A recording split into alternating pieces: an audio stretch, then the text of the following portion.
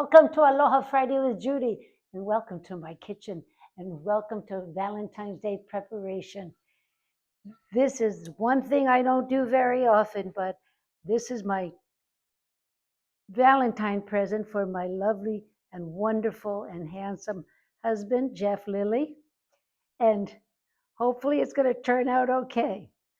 And no, I don't do this all the time, but Saint Valentine's Day is a great day to do nice things for people. Saint Valentine was a martyr and did wonderful things for the world. So if we can just do a little bit, and I'm going to patch a little bit more on here, make it a little bit more yummy. And this is not a fresh pie crust. I wish I could make it. That's up to my daughters who are not doing this today. So let's see if we can put a little more of this. Spread it around a little bit. Make it pretty. Okay, here we go. We're going to the oven.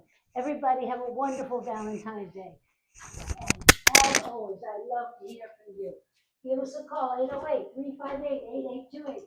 Reach out on social media or our website, alwayshome.com. And aloha.